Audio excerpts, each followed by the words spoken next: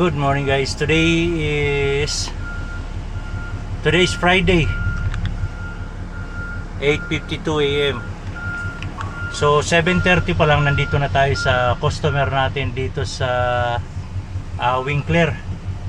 So ang pangalan ng customer natin ay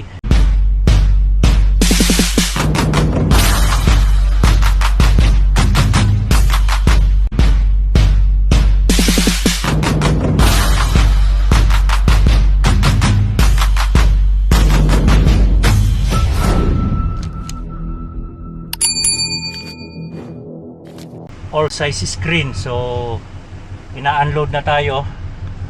Makikita niyo yung side mirror, nandun yung forklift. So nandito tayo sa kalawakan ng farm. Dito tayo nag-deliver. Nandito sila sa kalagitnaan ng farm. So yan ang product nila. Ganyan mga screen. Ayun, ina-unload na tayo. Kunti na lang yan, kunti na lang. Then ang plano ngayon sa akin ay pupunta tayo ng Flying J Headingley sa Manitoba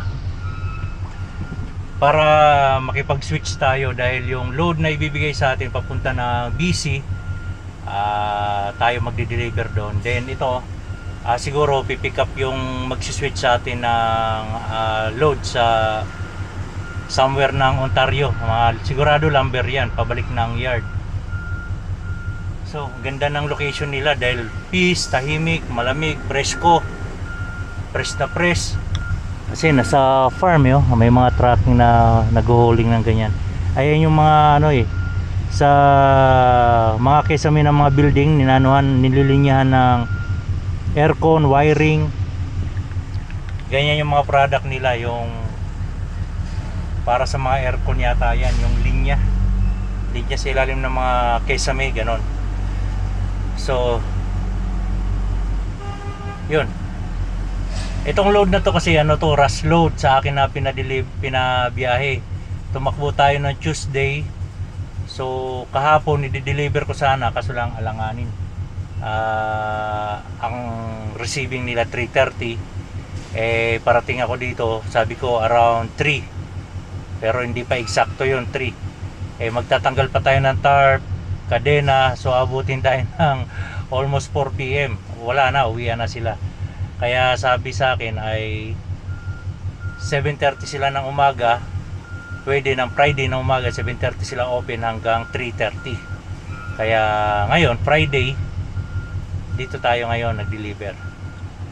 So isang coil na lang, niligpit ko lahat, kadena, tarp, bungees, dunnage, coil bank. So ganon, pag coil ang pangarga mo, dami mo ililigpit.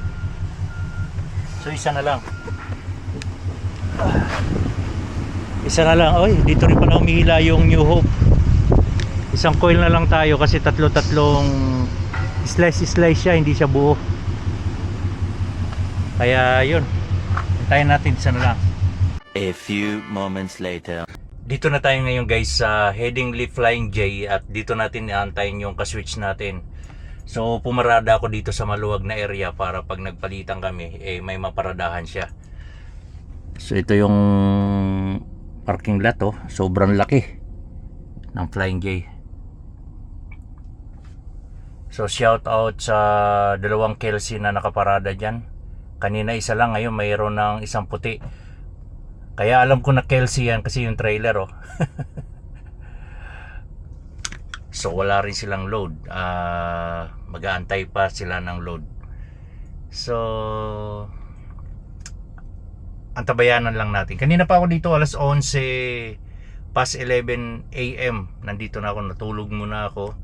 Ang oras na ngayon dito ay 3:28 PM. 3:28 PM na. So nasa almost 4 hours na tayo nag-antay dito kasi galing pa siya ng Imo, Ontario. So nasa 4.5 hours o 5 hours. Siyempre maglo-load check pa siya, magbe-break, pahinga, ganon. Kaya abutin pa rin siya ng 5 hours.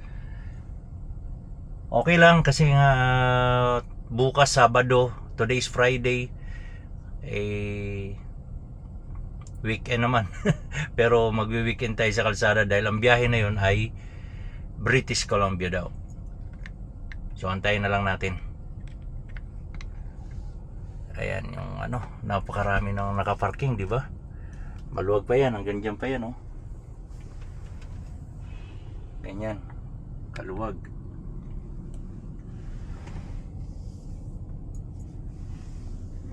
Hanggang doon pa sa likod.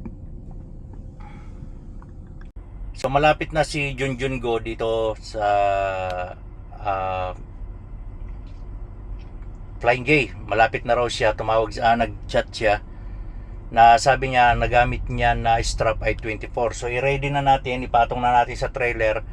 Then start na natin i-drop yung trailer natin para i-hook up niya na lang ito. So tara, let's go. So nag-chat na si Junjun eh. Tara, let's go.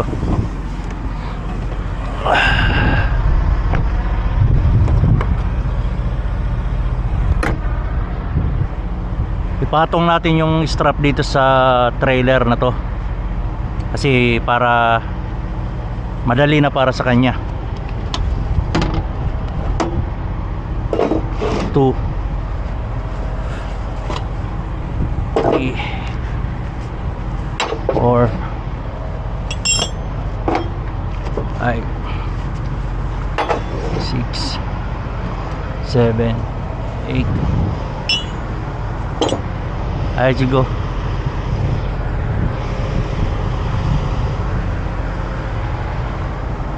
Two, 4, 6, 8.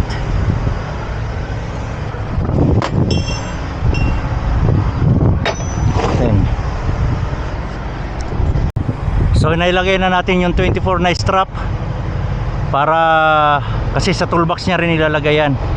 So ayan na si Junjun Go. Ayos yung karga niya.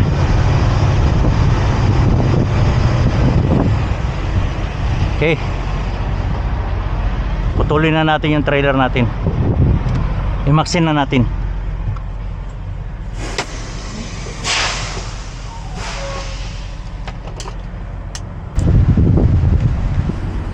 Ano? Dito lang sana akong tambay. Ayaw mo dito. So sabagay mas maganda doon sa para dahil Matulog ko sila. Oh, tsaka ipapagawa mo pa to. Oo. Magkano rin ako. Kasi rin ako na lang ko sila. Oh.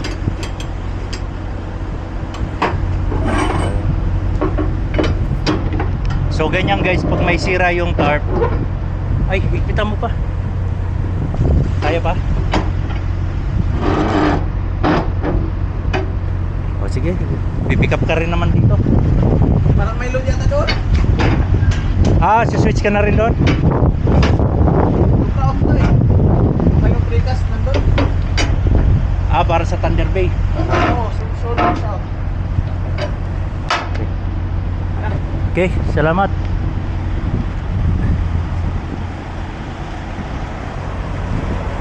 So yung gano'n, pag may sira ang tarp, itimbre ka agad sa mga tropa kung sinong or kung papunta kayong yard, ilaglag nyo na dahil katulad niya, mapupurwisyo tayo pag pagdating sa busy, tapos sira pala yung tarp natin. Okay, so ayun, pag switch na kami, nag-hook up na si Junjun. Ayan, ganyan, swabe.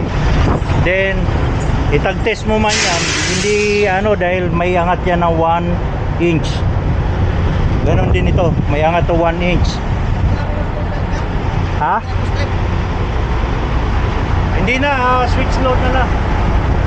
Parang pre-trip na lang, diretso na yun.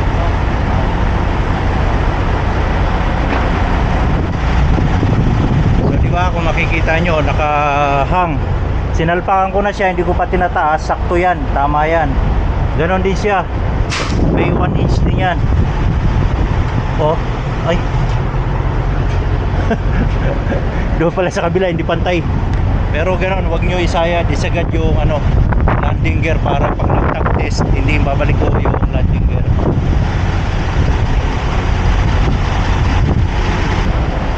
So yun guys, humingi ako sa kanya ng corner pandagdag. May natira pa naman ako na konti, pero kailangan sigurado short ako, kaya kumuha na ako sa kanya ng plastic corner. Exercise, ano yung malamig? Ba't pinagpawisan? Yun na nga eh. So yun, i-free trip natin yan kahit nag-book up. Kailangan may free trip pa rin tayo.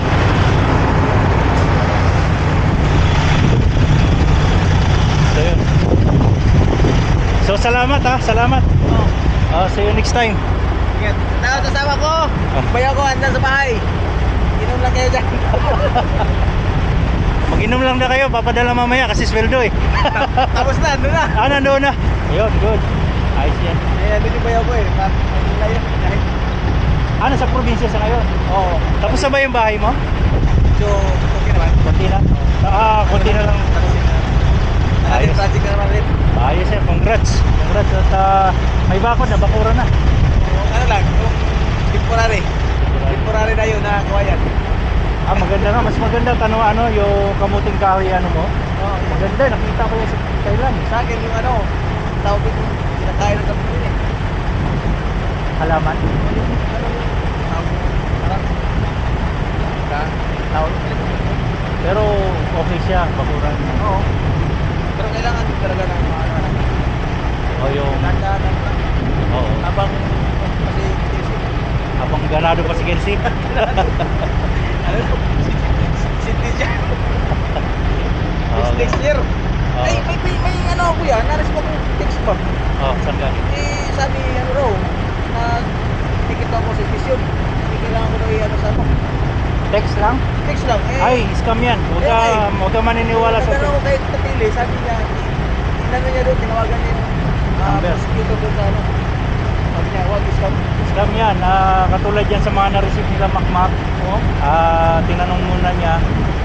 Kasi pag pinindot mo yung link, scam na yun, madadali ka na doon. Kaya nga, bakit hindi ko tinawag ko kay Tatili. Sabi ko, wala naman akong naalala na may ticket ko sa sasakyan. Tsaka kung may ticket tayo, sa mga nanonood na dito sa Canada, huwag kayo maniniwala na may ticket kayo or galing sa ARA, galing sa pulis. Number lang. Tapos pipindutin nyo ra yung link. Scam yan kasi kung may ticket tayo, darating sa opisina yan or email. Kaya nga, ay ano pa, may number ng pulis, may badge number. Magaling sila. Kaya sa mga nakaka-receive ng ganun text, huwag kayo basta-basta mag-click ng link na yan. So thank you rin sa information dahil hindi ko rin na-vlog yan. Baka sakali ngayon sa mga nanonood na nandito sa Canada or US, huwag kayo maniniwala sa ganyan kasi maraming scammer ngayon. Sige, salamat ha. Ingat.